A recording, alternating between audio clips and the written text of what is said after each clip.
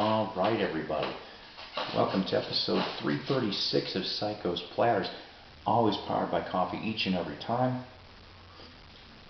So, the monkey shirt that I happen to have on should be a little bit of a hint anyway as to what we're going to review this time. If you saw my last episode of the review of Dolenz Jones, Boyce and Hart, the double album set, then you're kind of going to know where this is kind of going. What number is this, Chip? 7A, that's right. We're going to go from that, from 1976, to a little bit between 1981 and 1982 with Mickey Dolenz Democell. That's right. This was a surprise to me here on 7A Records. According to 7A's website, this was 2 years in the making of the creation of this. And you know, 7A always comes up with really, really good archival stuff. And once again, they did not disappoint here. Now, this is the single album. This, of course, is a gatefold. Doesn't he look just so cool here? But here's our little gatefold. Now, as soon as I open this gatefold, this is where the surprise comes in. Now, I never said I was a Monkees expert, okay? Never. I like to think I know a lot, but not an expert.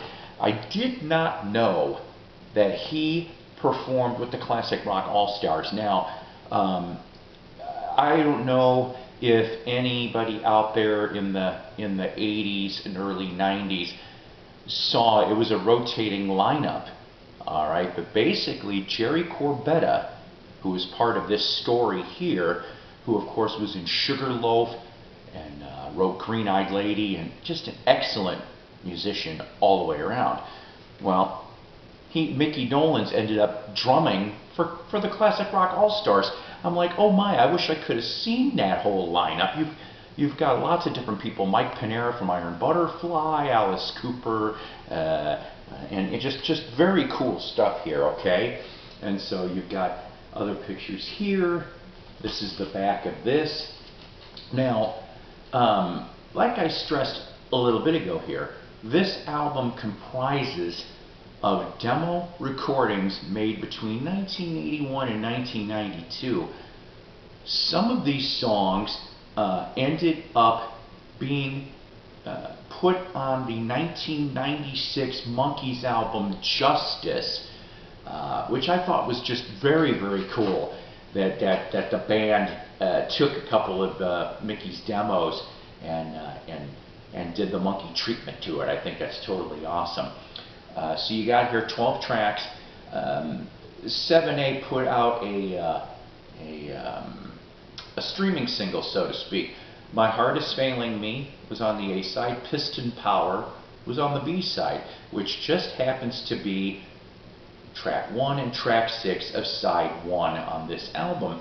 My Heart Is Failing Me, a very nice melancholy ballad, okay? You could just hear, you can literally hear the sadness in this song. And I am a little biased, all right? I love Mickey. I have liked about just a lot of Mickey's voice, okay? All the material that's come out either in the past or through 7A, I just love hearing it. Mickey is like a welcoming voice to me, okay? Lonely Weekends, I like the way that was done, even in the background instrumentation on that. Never Enough, Dying of a Broken Heart, We Were Not That Bad. That was another one supposedly that was in consideration for the Justice album. And then Piston Power. Piston Power is a fun little track. It has in the roots of it like a shades of a Chuck Berry song, but it's kind of a little more common to, if you remember the Paul Revere, the Raiders, SS-396, The Judge, that kind of stuff. It's got that energy to it, a little subtle, but it's got that energy to it. Put a Hold on Your Heart. Regional Girl was one of the ones that the Monkees picked up. Torch for Hire. I really like It's the Season. I like Regional Girl too. That one's a fun one. I like that demo too. But It's the Season. It's just that one just hit me too. It hit me in here really, really well.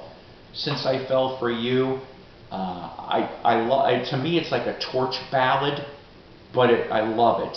I love it. You know, it's I could see somebody like Tony Bennett singing this, or something in that vein. Okay, but Mickey does justice very well on that one.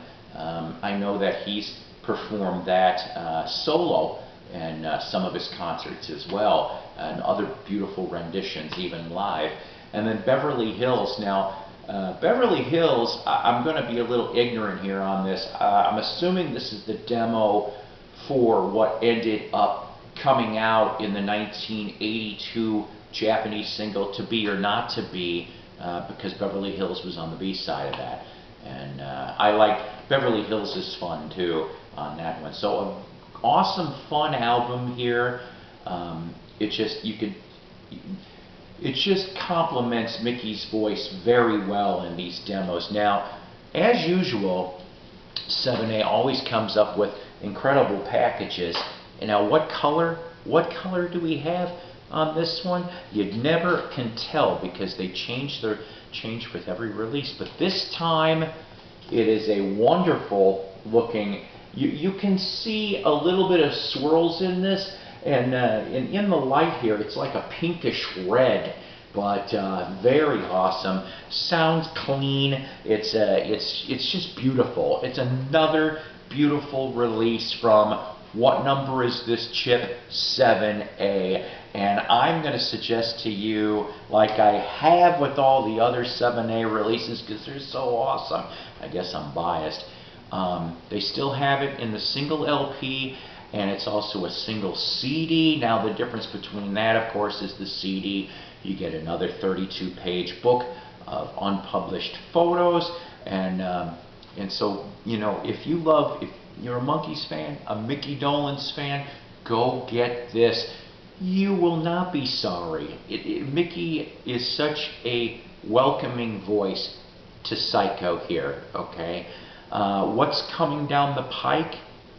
For 7A, we've got a Davey release coming up, if I remember correctly. It's just in a matter of weeks. And then there's going to be a Peter EP, okay? So I don't know if that's going to be it for the year, but looks like another 2 possible great releases from 7A. But like I said, do yourself justice. See the pun there? Go get this album. It's kick-ass. Thank you, Mickey and Jerry Corbetta. They co-produced this. And thank you, 7A, for another excellent product. Take care. God bless. Rock on. And remember, always powered by coffee each and every time. Isn't that right, Mickey? See ya.